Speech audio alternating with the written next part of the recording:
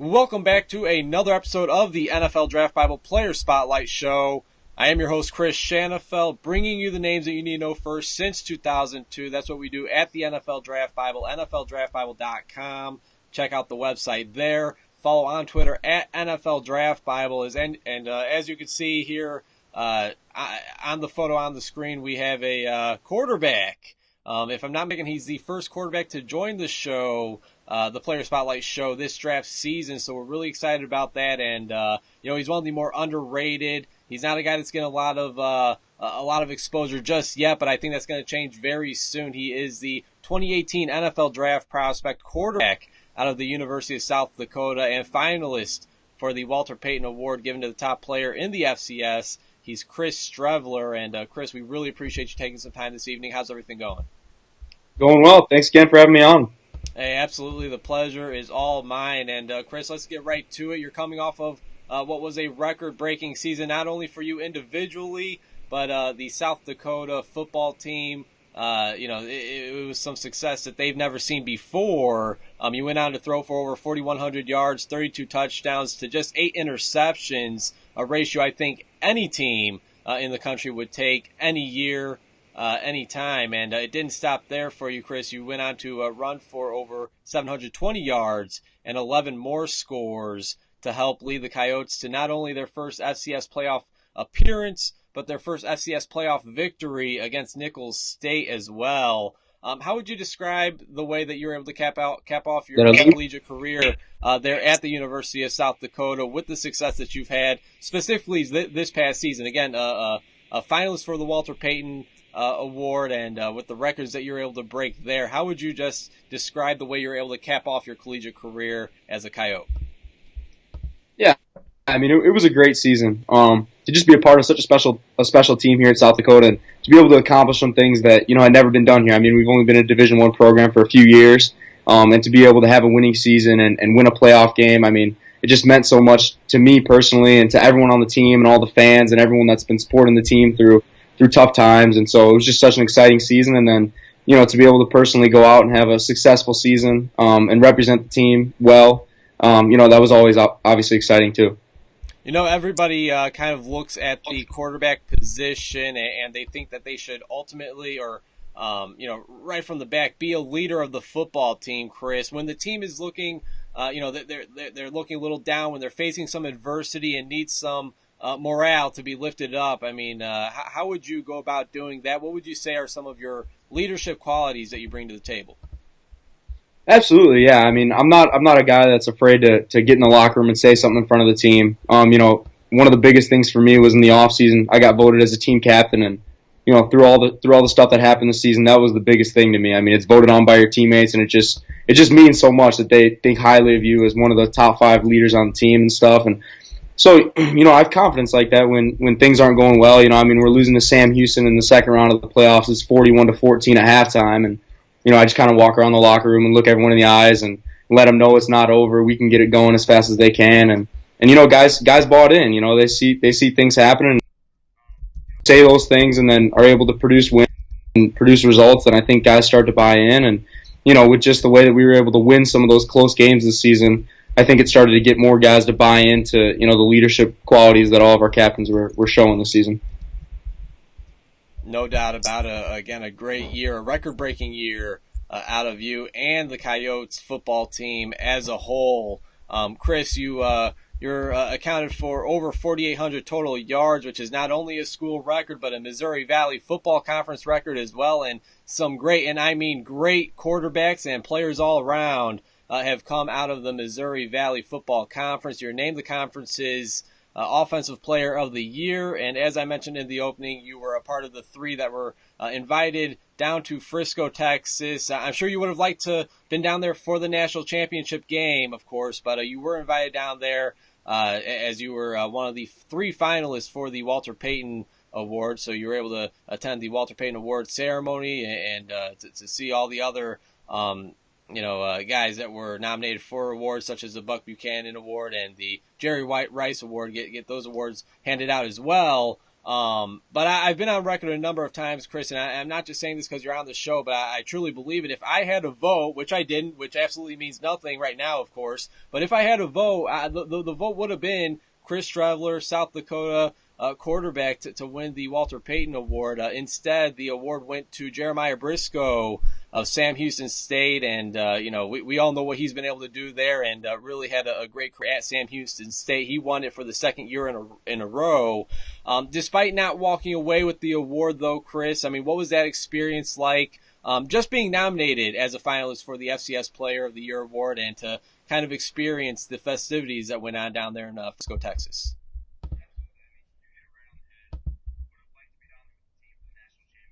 The team is the most important thing, and the individual stuff that all comes afterwards. But to be able to be down there and represent the team, and I was actually fortunate enough to bring along the other captains along with me, so they were down there at the banquet.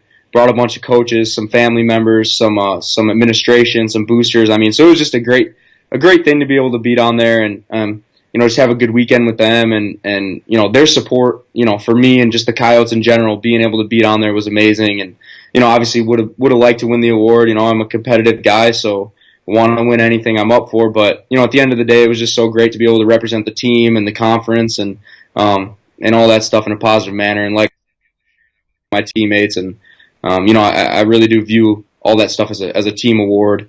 The quarterback gets a lot of the credit when you have a good season, but there's so many different moving parts with coaches and teammates and everything like that going on that help out with the process. So it was just a fun weekend and a good experience.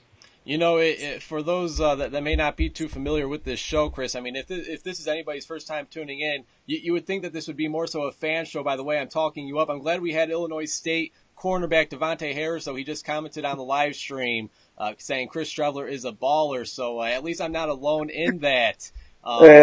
He's a good player, man. I had a ton of fun competing against him this year. He's one of those guys you see on film, and you gotta know where he's at all time because he's locked down, man. We were kind of going back and forth on Twitter the other day too. He's a good guy. Yeah, no doubt about it. And he just received an invite to the NFL Combine down in Indianapolis later on next month. So congratulations to him on that. But back to you, Chris. I mean, talk about that matchup you faced in your final game as a Coyote. I mean, it was against the Walter Payton Award winner Jeremiah Briscoe and the Sam Houston State Bearcats, and it was really an all-out bloodbath, man. I mean, the way you two, the two quarterbacks went at it in this game, I mean, it was something that I personally have never seen before at the college level or at any level, really. I mean, you went on to throw for 520 yards, 5 touchdowns. You went on to run for 51 yards and a touchdown. Briscoe threw for over 500 yards as well.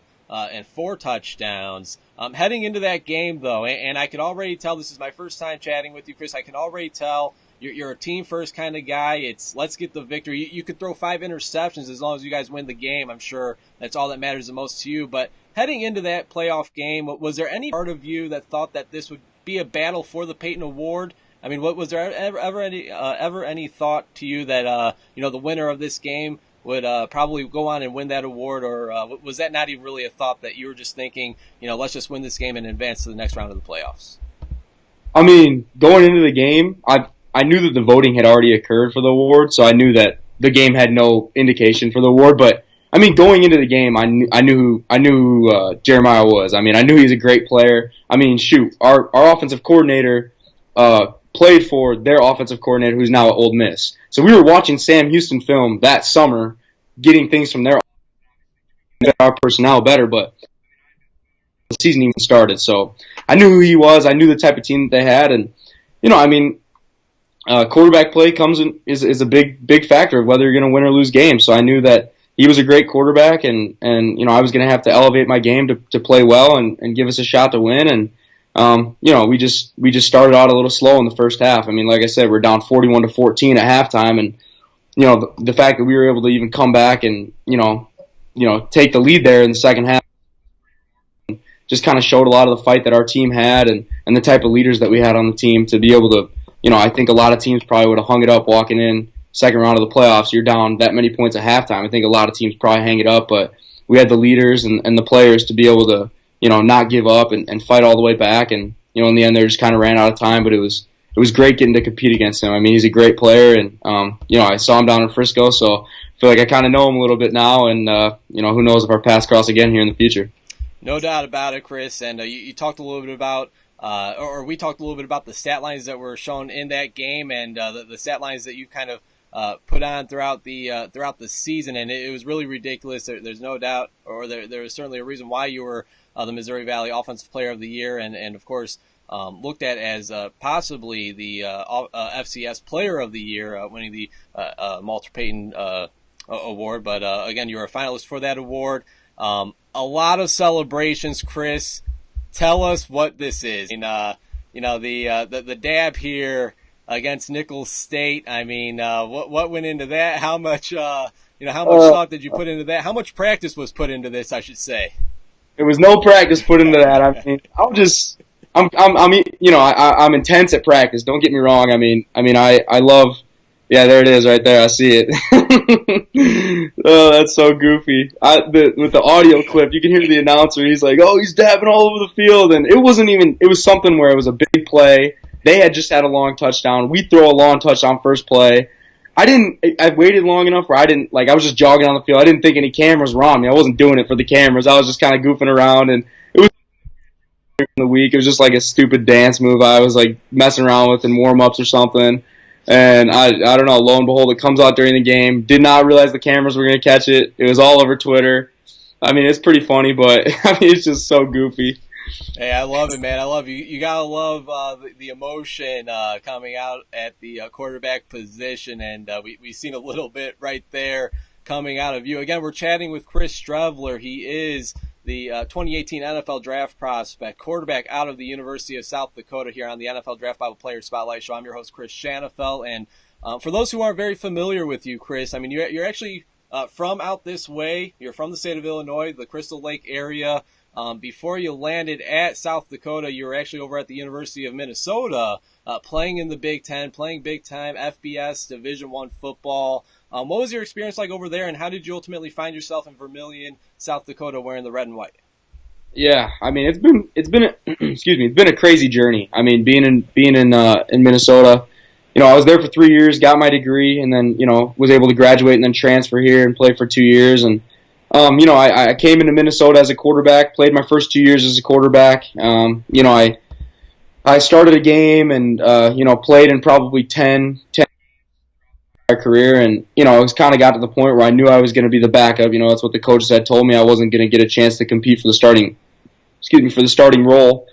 So I started to switch over to receiver, and I was playing receiver, I was playing running back, I was playing fullback, I was playing tight end, I was wildcat quarterback. So I was just trying to get on the field. I was doing special team stuff, and it just got to the point where I didn't think I was really going to be given a chance to compete to get a starting position, and at that time I just kind of reevaluated, and I actually had some bigger schools looking at me for receiver, but after I took my visit to South Dakota and just kind of the idea of getting to play quarterback again, and it's just such a special position. I mean, we've talked about the leadership aspects of it, and just the daily preparation and work that goes into it is something that's my favorite part of the position. Just the consistency that it requires, and the day in and day out, preparation and effort. That's something I love, and so when I kind of got the idea of getting to play again and really work at that. It was an opportunity I had to jump at, and South Dakota, just the relationship I felt like I could build with the coaches and the direction the program was heading in was just really exciting for me. And let's talk a little bit about the coaches that you've played for there at South Dakota, Chris. I mean, your head coach, Bob Nielsen, he's just 2 victories away from 200 career victories as a head coach at the college level. What was it like playing for him? He's somebody that I'm a little bit familiar with as well from going back to his Western Illinois days. I mean, what was it like to play under Coach Bob Nielsen and the rest of his coaching staff, and how do you think they helped you kind of bring your game to the next level that we kind of saw this past season? Absolutely. I mean, Coach Nielsen, I've said it a bunch of times, I think he's one of the best coaches in college football. I mean, just his demeanor and the way that he coaches, I mean, he's so consistent. I just talked about the consistency that it takes to play quarterback, and you get the same guy day in and day out with Coach Nielsen. I mean, he's so consistent, so professional, wears a shirt and tie every single day. I mean, he's just so calm, cool, and collected no matter whether you're winning by 70 points or you're losing by 30 points at halftime of a playoff game. I mean, he'll get you. He knows when to light a fire under guys, but at the same time, he doesn't get too high or too low, and that really helped elevate my game and just show me the consistency and the attitude that I need to bring every play and every day. And And then speaking with the rest of the coaching staff, Coach Slofsky was the offensive coordinator. I mean, working with him these past 2 years has taken, been able to take my game personally to a new level that honestly I didn't know I would be able to get to after leaving Minnesota. I mean, just my overall understanding of the game and, the amount of responsibilities that our offense puts on the quarterback's shoulders. I mean, working with him every single day, he's one of the smartest football minds I've ever seen. And I mean, I just write down everything he says. I mean, I've got like a binder of 250 pages of notes just from the season, just taking notes every single day and trying to pick up as much as I can from him. I mean, he's really helped me take my game, to new levels and every single day and through the 2 years I've been there. I mean, it's been just such a pleasure to work with those guys in college football and, the record and stuff like Coach Nielsen's 200 wins. I mean, that speaks for itself, but I mean, they're really. Well, I like how you just touched on a minute ago. They kind of took a leap of faith in you. They were interested in you coming out of Minnesota, and you kind of took a leap of faith in them. And needless to say, it all worked out, I think, in both your favor and the coaching staff's favor, seeing the success that you guys were able to have, especially this past season, Chris. I mean, again, it was really a lot of fun. Something that South Dakota, something that the fans there in Vermilion never really seen. I actually have a really good friend, one of my best friends. He was a student there at the University of South Dakota, and I think he graduated maybe about 2 years ago. But you know how the alum is there, and really any college, the alum they always stay tied to their sports programs. But what kind of feedback did you receive over your last couple of years there at Vermilion, and especially this past season? I gotta think you heard from a lot of alum and a lot from the Coyote fan base. Absolutely. I mean, it's something I never experienced. It's something I never imagined. I mean, just the amount of love and support that, myself personally got and the team just as a whole. I mean, so many alumni reaching out, whether it's through email or coming to visit the team or you're going to events and you're seeing them. And I mean, they're ecstatic about the direction the program's heading in. And I mean, I saw a picture the other day of a guy, at the basketball game wearing like a customized number 15 shirt. It said like my MVP on the back or something. And like, just stuff like that. Like, they're so loyal and like they stick with you through the ups and downs. I mean, we were 4-7 last season, and this season, they're still selling out the dome and everything, and then we end up going 8-5 and kind of turning the thing around and getting it headed in the right direction. So, I mean, just the way that they've stuck through the thick and thin, and from what I understand, there's been some tough years for Coyote football. The fact that their unwavering support, I mean, to be able to renovate the dome and add a new weight room and stuff like that, and just it really helps elevate the program, and having their support, it really made all the difference in the world this year, and it keeps you going even when things aren't going as well as you would like. Coming from the Big Ten, Chris, I don't know how much attention you really paid to the Missouri Valley Football Conference, while being at the University of Minnesota or while you're looking to transfer to another school, but what did you think about the overall talent that you faced in the MVFC, and was it better than you initially expected? It was. I mean, I knew a little bit about the Missouri Valley because South Dakota State was one of my other offers coming out of high school. So I had some familiarity with them, but the level of competition, I mean, it's better than what I expected. I mean, I didn't really know what to expect going in, and everyone was saying, it's up there, it's good competition. And I mean, after playing 2 seasons in this conference, I without a doubt believe that it's the best conference in the FCS. I mean, you have to bring your A game every single week, if you want a chance to win. Just top to bottom, good teams, and I mean, it's not uncommon to see guys from the Missouri Valley going and beating FBS teams. I mean, we did it this year.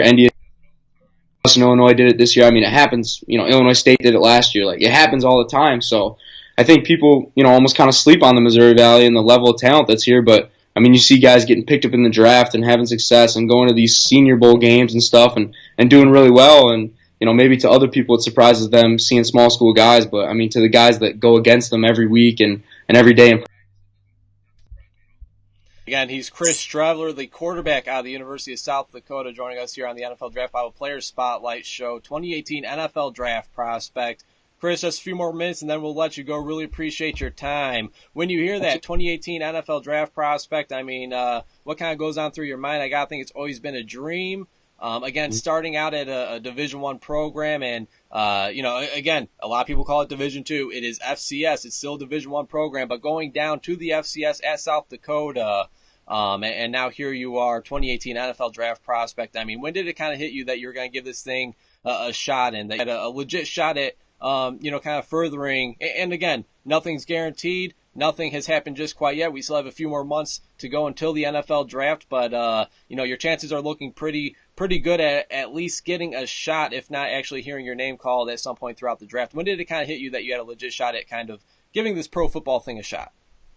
Yeah, I mean, you nailed it. I mean, ever since I've been a little kid, it's been my dream to play in the NFL, play at the highest level, get a scholarship and get my degree, and to have an opportunity to train and do a pro day and play at the next level. I mean, it's something that I've dreamed of my entire life, and I'm super excited about the opportunity. And I mean, during the season, I guess with the season that we were having and I was having personally, I figured that there would be some type of opportunity that presented itself. But after the season, I really sat down and kind of evaluated all my stuff going on with agents and all that training options and everything. So I signed with an agent, and I've been training ever since the season ended. So I'm just super excited about the opportunity. Wasn't able to play in any of the bowl games. Had a little bit of an injury deal, but that's all taken care of now, and I'm really excited to keep training and have a good pro day hopefully on March 30th. If you don't mind sharing the information, what was the agent process like for you? Who'd you ultimately end up signing with, and where are you training at right now for your pro day? Yeah, so I ended up signing with Chris Gettings. He's out of Montana. He's kind of had some smaller school guys. He's got like Danny Woodhead and Zenner out of South Dakota State, another South Dakota State guy. Just some smaller school guys, some guys up in Canada. He runs his own deal, so he doesn't have a ton of guys, but someone that I really felt a good connection with throughout the process, and he's got connections with people here in Sioux Falls and at USD as well. So that's what the direction I ended up going in. I'm actually in Vermilion right now, training up here with our strength staff.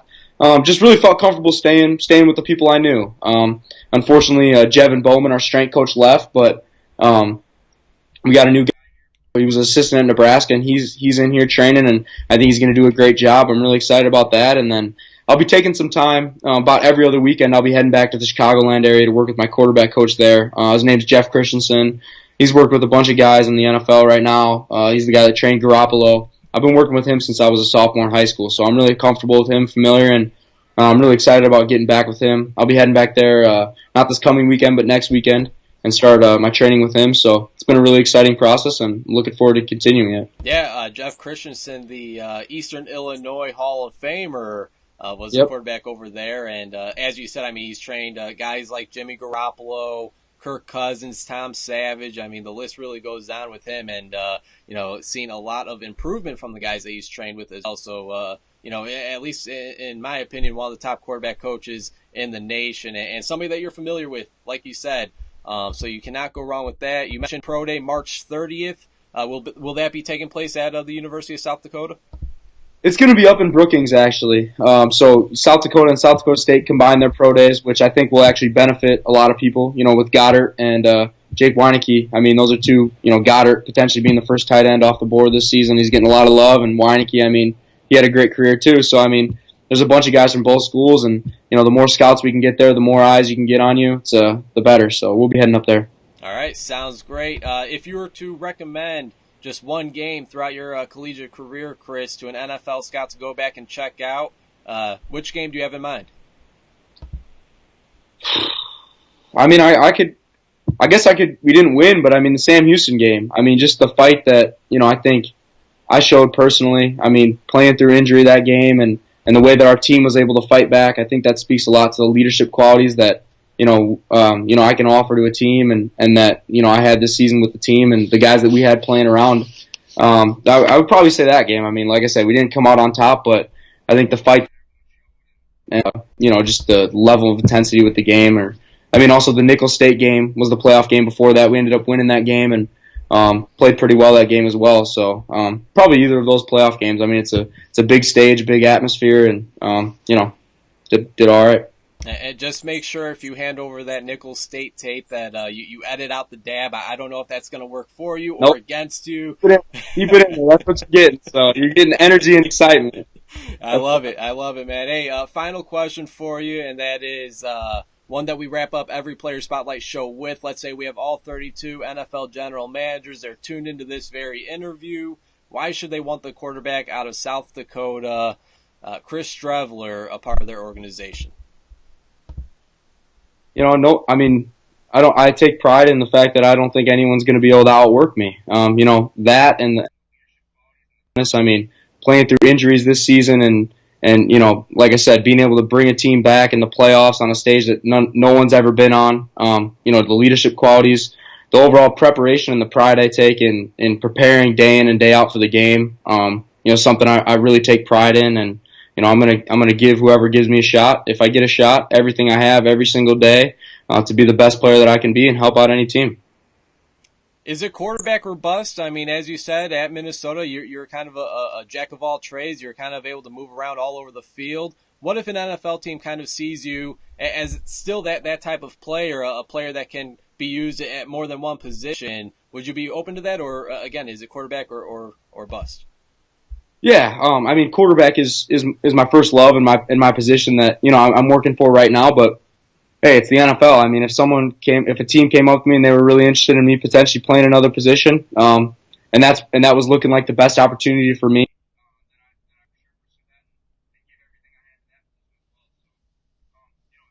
But quarterback, and once I hear differently from NFL teams, then I'd kind of go from there and evaluate my options.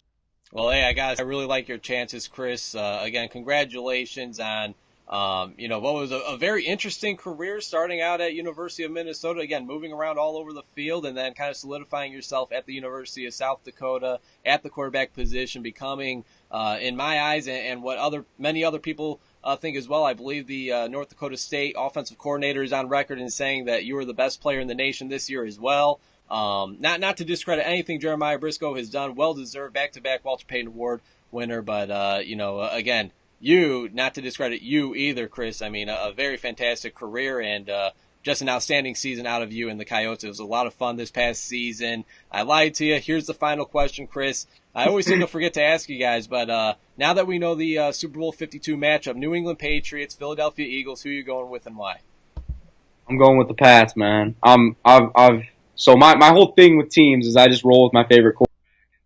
I've watched Brady since I was a little kid, man. He's one of the best to ever do it, and I'd like to see him get another one. And I just appreciate the fact that he's being able to do it while he's 40 years old. It's amazing. So I'm rolling with the Pats. It'll be a fun game. Yeah, no doubt about it. Hey, we see what happens when people doubt Brady, and I don't think it's going to happen a lot this year. I think I'm with you. My head is going Patriots. My heart's hoping Philadelphia could pull an upset, but all I hope for is a great game. Chris, really appreciate you taking some time tonight. Again, congrats on all this past success, and we're certainly wishing you all the best come the March 30th Pro Day, and of course the NFL Draft as well. Hopefully we keep in touch, and again, wishing you all the best, man.